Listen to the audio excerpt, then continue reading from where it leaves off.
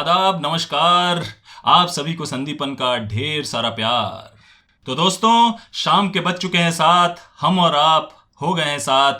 तो आइए करते हैं अनकही कहानियों की शुरुआत। आज मैं आपको सुनाने जा रहा हूं पहरेदारी। तुम्हारे पास रुमाल है? टॉमी ने जाइडर से पूछा।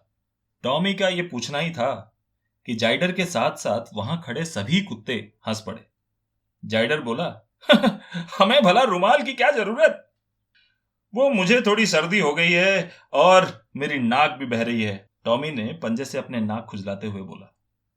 अरे 3-4 दिन में अपने आप ठीक हो जाएगा, शैंकी ने बोला, जो कि एक डॉक्टर का पालतू कुत्ता था और अपनी राय देने में सबसे आगे रहता था।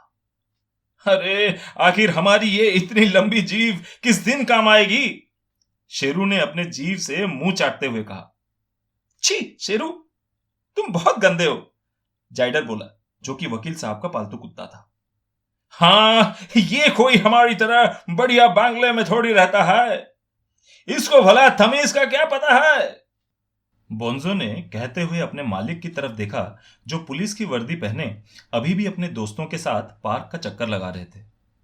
अगर इस पार्क में तुम्हारे मालिक आराम से ठंडी हवा में घूम रहे हैं ना, वो मेरे ही कारण है, शेरू ने बड़े गर्व से कहा। क्यों? ठंडी हवा तुम्हारी डिबिया में बंद रहती है क्या? टॉमी ने हंसते हुए पूछा। देखो, अगर मैं पूरी रात पार्क का चक्कर लगा लगा कर यहां की रखवाली ना करूं ना, तो ये गाय और भैंस इस पार्क में इतना गोबर कर देंगी कि ये जो तुम्हारे डॉक्टर और वकील आराम से घूम रहे हैं ना, यहां पर खड़े भी ना हो पाएंगे।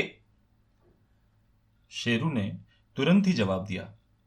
हम तो इतने सालों से रह रहा है, हमने तो कभी नहीं देखा किसी गाय या भैंस को, और ना ही उनके गोबर को, बोंजो ने अपने चेहरे पर गिरे बालों के पीछे से ही जवाब दिया।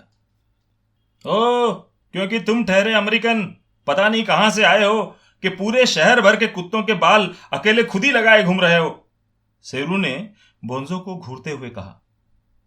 सुनो, वहां से आया हूं जहां के बारे में तुम सोच भी नहीं सकते। ऐसी खूबसूरती तो बस फिल्मों में ही देखी होगी तुमने। ठंडे एयर कंडीशनर की हवा में बैठकर टीवी में फिल्म देखने का मजा कुछ और ही होता है, वो भी तब जब टीवी दीवार बराबर लंबा चौड़ा हो। शेरू तुरंत समझ गया कि यह फिक्रा उसी पर कसा जा रहा है। उसने बोला, ठीक है मेरे विदेशी भालू, अब तुम तुम्हारे साहब के साथ एसी की ठंडी हवा ही खाना, क्योंकि अब मैं पागलों की तरह मच्छर कटवाता हुआ इस पार्क में पहरा नहीं दूंगा। अब मैं भी रात में चैन से सोया करूंगा। कैसे सो पाओगे चैन से?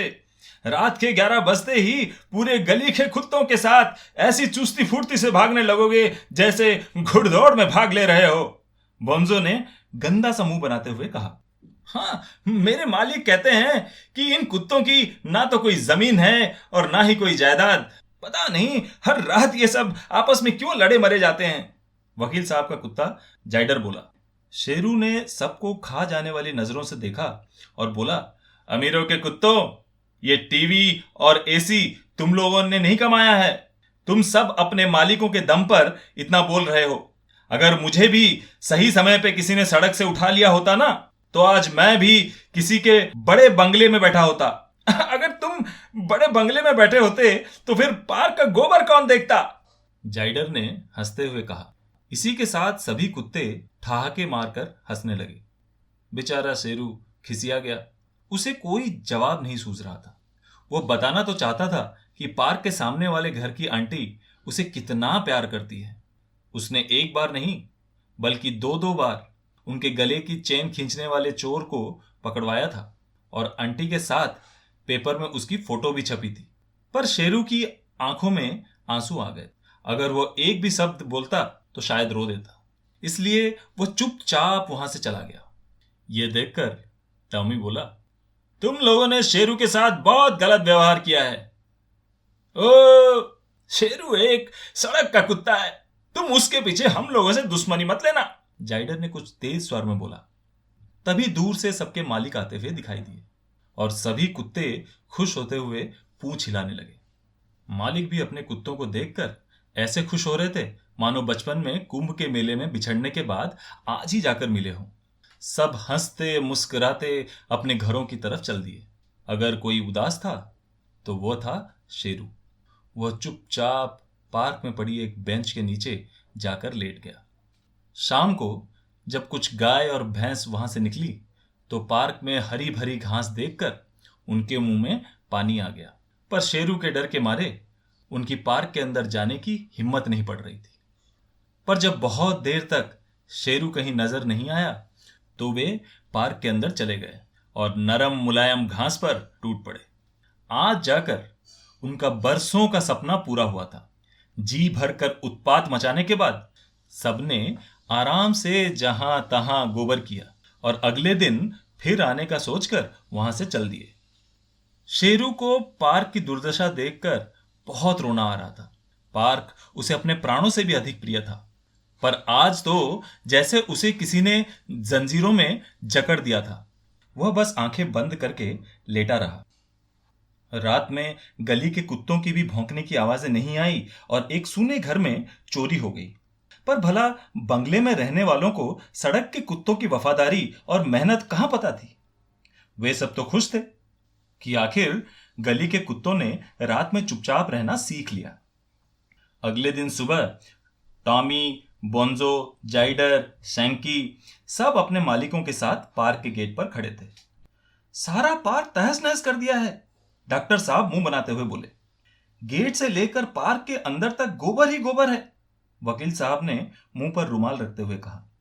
अरे शेरू कहीं बीमार तो नहीं पड़ गया? इंस्पेक्टर साहब ने बोला। शेरू का नाम सुनते ही सभी कुत्तों के कान खड़े हो गए और सबने चौंक कर एक दूसरे की तरफ देखा। सब कुत्ते सोच रहे थे कि उनके मालिक शेरू को कैसे जानते हैं। तभी डॉक्टर साहब बोले, एक वही कुत्ता है जो शेर है। उसके रहते मजाल है कि कोई गाय पार्क के अंदर चली आए। कल रात वो अपनी फौज भी लेकर नहीं दौड़ा, तो देखिए ना, रात में एक घर में चोरी भी हो गई, इंस्पेक्टर साहब ने बताया। हम लोग तो सिर्फ कुछ बिस्किट दे देते हैं बेचारे को, और वो रात दिन इस पार्क की चौकसी क्या करता है। और ये एक निठल्ले दिन रात खा खा कर एसी में पड़े रहते हैं और सिर्फ गेट के अंदर ही शेर बने रहते हैं। बाहर छोड़ दो तो दुम दबाकर वापस भाग आते हैं। डॉक्टर साहब बड़े गुस्से से बोले। शेरू से अपने दोस्तों के बारे में और खराब सुना नहीं गया। वो तुरंत बेंच के नीचे से निकलकर गेट पर आ गया। शेरू को देखते ही सबके मालिक उसे प्यार करने के लिए दौड़े। सभी लोग शेरू को पुचकारते हुए उसकी जिम्मेदारी एक एक दिन के लिए आपस में बांट ली।